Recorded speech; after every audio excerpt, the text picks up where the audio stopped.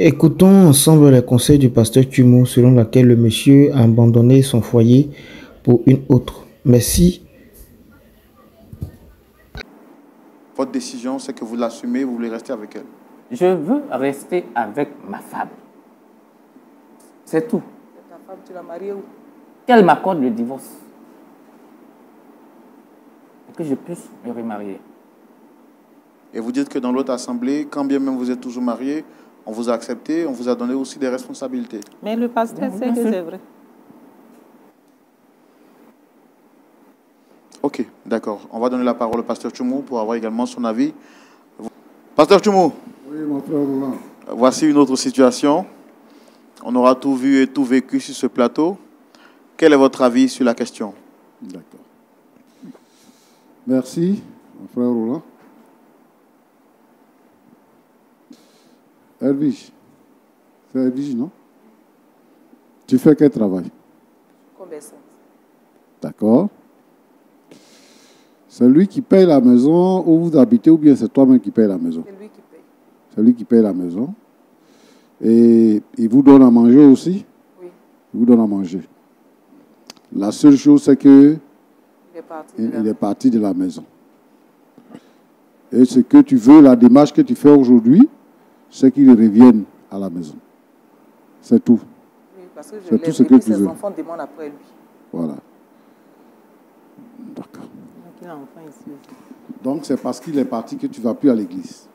Oui, parce que ça m'avait bouleversé de voir que des gens parlaient, des chrétiens même, qui n'ont pas compris ce qui se passait réellement. Ils nous critiquaient, qui disaient des choses qu'il ne fallait pas. Donc ça a vraiment joué sur mon mental. Ça a joué sur mon mental. J'ai dû déménager. Et quand je suis partie, je n'avais plus le moral. Je n'avais plus le courage d'aller à l'église. Ce que je veux dire, c'est que c'est Jésus seul qui est capable de résoudre nos problèmes. Quand on prie, il entend nos prières, il écoute nos prières et il nous exauce. Quand tu as des problèmes et que tu abandonnes la main de Dieu, comment est-ce que tu vas prier pour que Dieu t'exauce? Tu fais la passe à l'ennemi pour te vaincre. Donc moi, je veux te dire que tu ne dois pas abandonner la main de Dieu. Reprends ta vie dans le Seigneur. Et n'importe quel problème que nous pouvons avoir, Jésus est la solution. C'est vrai que tu peux parcourir les gens pour chercher une solution quelconque, même en venant ici sur le plateau, mais c'est le Seigneur qui est la véritable solution à tous nos problèmes.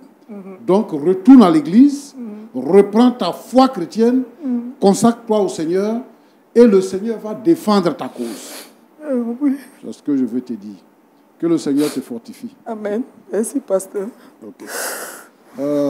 C'est Jacques, hein? Oui, c'est Jacques? Oui, pasteur. Jacques, ça va? Oui, ça va, pasteur. D'accord. Au moment où tu as rencontré cette femme-là, où tu l'as rencontrée, vous étiez ensemble, tu ne travaillais pas, et tout ça, et puis elle t'aidait avec son agent de commerce là. Tu l'aimais ou bien tu ne l'aimais pas? Je pensais que je l'aimais. Ah, d'accord. Comme elle te donnait son argent, donc par intérêt, tu étais avec elle, en attendant d'avoir le vrai amour, c'est cela? Non, je ne pense pas que ce soit par intérêt. Parce que nous avons eu 3 enfants. Elle t'a fait quoi? Rien. Elle t'a rien fait. Rien. Et dans l'église, tu es parti là, on t'a nommé diacre.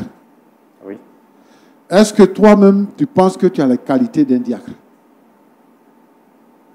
Je pense bien. Tu penses?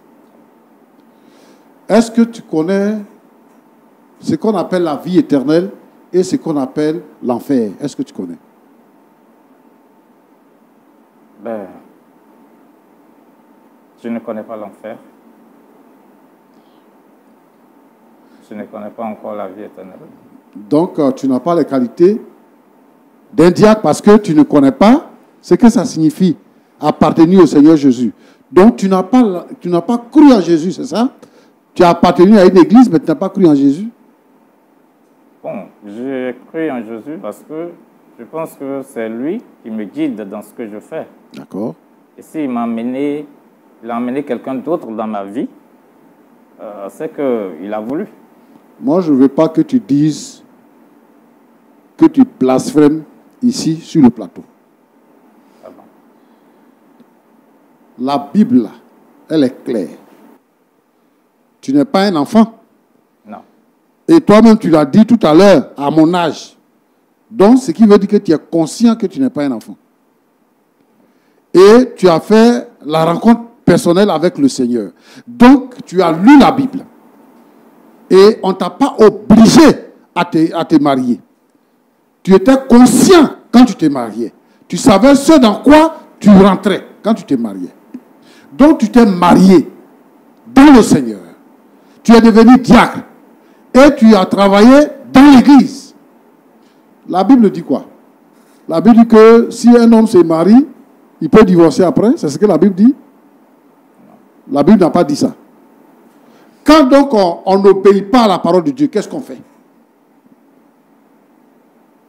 On désobéit. Et quand on désobéit, qu'est-ce qu'on fait? On pêche contre Dieu. C'est la désobéissance que Dieu condamne. Et donc, toi, tu as décidé volontairement de désobéir à Dieu. Ce que moi, je veux te dire, qui est l'erreur de plusieurs personnes, c'est qu'ils pensent que c'est l'Église qui est quelque chose. Donc, toi, pour calmer ta conscience, tu quittes l'Église où tu étais pour aller dans une autre Église où on t'a bien reçu parce que tu es un nouveau financier qui arrive dans l'Église. Donc, on te reçoit. Et toi, tu penses que l'essentiel, c'est d'aller à l'église. L'essentiel, ce n'est pas d'aller à l'église. Mais l'essentiel, c'est d'avoir l'assurance de son salut. Est-ce que tu es sauvé? Si tu meurs aujourd'hui, là, tu vas où? Jacques, répands-toi. Tu racontes des choses qui sont blasphématoires. Et je te demande de te ressaisir. Avec ton âge, avec tes responsabilités, il faut te ressaisir. Les femmes là, elles sont nombreuses. Il y a des femmes qui se sont spécialisées comment faire l'amour à un homme pour le capturer, pour l'enfermer.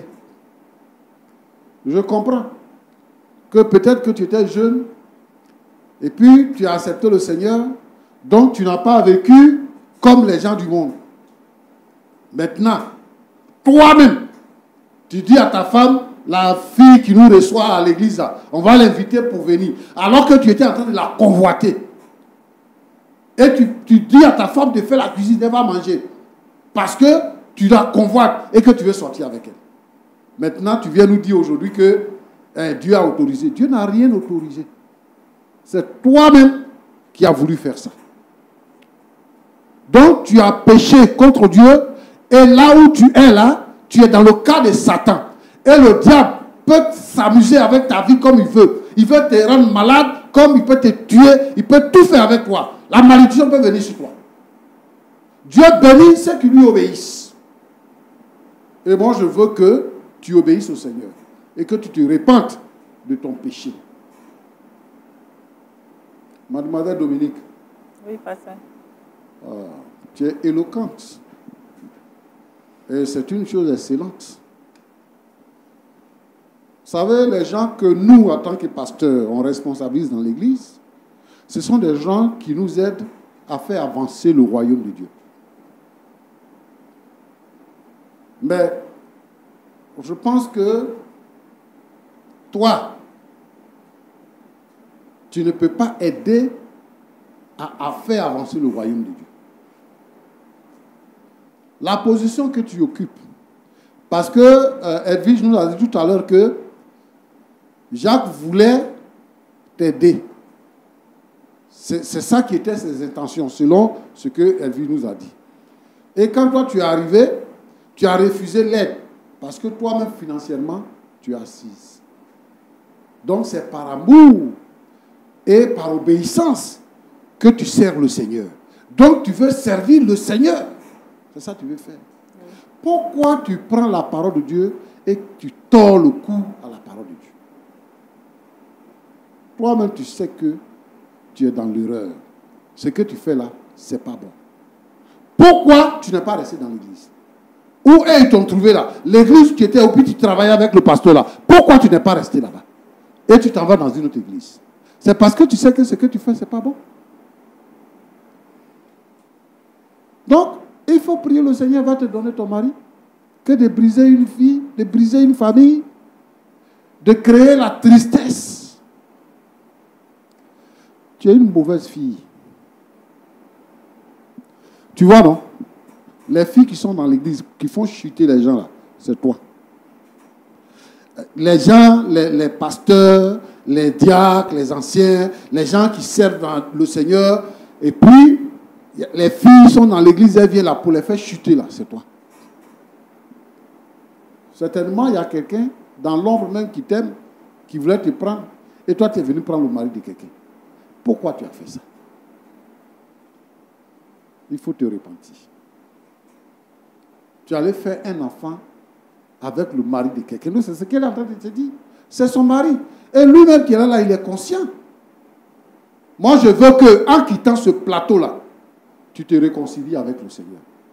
Et que tu reprennes ta position de servante de Dieu, qui était en train de servir le Seigneur. Pourquoi le sexe vous possède tant? Parce que tout ça, là, c'est à cause du sexe. Toi-même, tu sais que tu es dans l'erreur, mais à cause du sexe. Aujourd'hui, là, Roland, oui, pasteur. dans l'église, les enfants, les jeunes filles à qui on fait confiance, on leur confie des responsabilités. On les voit, elles chantent, elles sont vraiment dégourdies, dévouées pour l'œuvre de Dieu. Mais elles ont une double vie. Et comme elle est bien effrontée, elle met sa vie là au devant de tout le monde. Qu'est-ce que ça va faire dans la vie des autres jeunes filles avec qui tu étais dans le service d'ordre? Elles aussi vont arracher le mari des gens.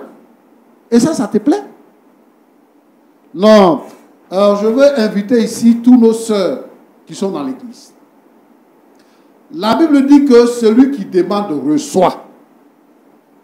Si tu manques, si tu as besoin de quelque chose, demande-le au Seigneur. J'étais affecté dans une ville. Dans cette ville-là, il n'y a pas de maison. Quand je suis arrivé, la maison dans laquelle j'habitais, où mon collègue était là, c'était une maison, une petite maison. Donc je cherchais une maison. J'ai parlé de ça avec un collègue. Il m'a dit comme ça, si le Seigneur t'a fait venir ici, c'est qu'il a réservé une maison pour toi. Et effectivement, j'ai eu une bonne maison où j'ai habité tout le temps quand j'étais dans la ville.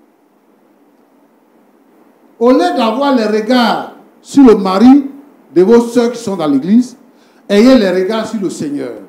Pour que le Seigneur puisse pourvoir à votre besoin. Comme il a pourvu aux besoins de la sœur. Le Seigneur va pourvoir votre besoin. Donc, moi, ce que je veux dire ici, Roland. Oui, pasteur. Comme Dominique, toutes les jeunes filles qui ont des aventures avec les frères qui sont dans l'église, ou bien qui sont des jeunes gens qui sont en dehors de l'église, à cause de certains besoins, ce n'est pas nécessaire. Le Seigneur est capable de tout. Voilà. La Bible nous dit que Dieu a le pouvoir de tout faire. Si tu crois, il a le pouvoir de tout faire. Donc, le Seigneur va vous donner Marie. Attendez, le Seigneur va vous donner Marie. Alors, Dominique, moi, je veux que tu renonces à cette relation et que Jacques retourne avec sa femme. Que Dieu vous bénisse. Merci beaucoup. Je pense qu'on va terminer notre échange. Nous avons presque terminé. Avant, je voudrais recevoir vos avis. Dame Dominique, qu'est-ce que vous dites par rapport à ce que le pasteur vient de dire? Le pasteur m'a exaucé, je lui dis merci. Il m'a beaucoup enseigné, il m'a beaucoup... Je vais fléchir genoux et parler au Seigneur comme je le faisais auparavant. J'ai compris l'enseignement du pasteur et je lui dis un grand merci. Tout ce que j'avais à dire. Monsieur Kofi, quel est votre mot final? Frère Roland, je viens d'écouter tous les conseils du pasteur. J'ai bien saisi. Je pense que, arrivé à la maison, nous allons fléchir genoux ensemble et puis prier et voir si les choses peuvent rentrer dans l'ordre. Merci au pasteur. Madame, vous avez un mot à dire? Et je veux aussi dire merci au pasteur pour les conseils qu'il nous a donnés et dire que je ne les en veux pas. Tout ce que je demande, c'est de retrouver ma famille. C'est tout. Monsieur, est-ce que vous êtes prêt à retrouver votre femme? On verra. Si Dieu m'accorde vraiment son pardon et s'il me soutient, pour le moment, je ne peux pas dire oui ou non, mais je me laisse ça dans la main de Dieu. D'accord, je pense que c'est une histoire qui mérite qu'on puisse continuer d'échanger avec eux en privé et de la soutenir comme le pasteur Jean-Yves Tchoumo aime si bien le faire. Pasteur Tchoumo, avant qu'on se dise au revoir, on peut terminer avec la prière en 1 minute, s'il vous plaît. Oui, je veux dire ici 2 mots. C'est dit que pour une question de péché, ce n'est pas une question de réflexion, ou bien ce n'est pas une question de fléchir genoux. La repentance, c'est faire demi-tour, c'est-à-dire voir qu'on est dans l'erreur et on change, on abandonne. C'est ça qu'il doit faire. Sinon, ils vont aller fléchir genoux là, c'est pourquoi. Ils vont faire quoi là-bas? Voilà, donc c'est cela. D'accord, pasteur. Oui. Nous te disons merci, notre Dieu et notre Père. Seigneur, tu es bon et tu es grand. Tu es fidèle et tu es vivant. Tu nous connais tels que nous sommes.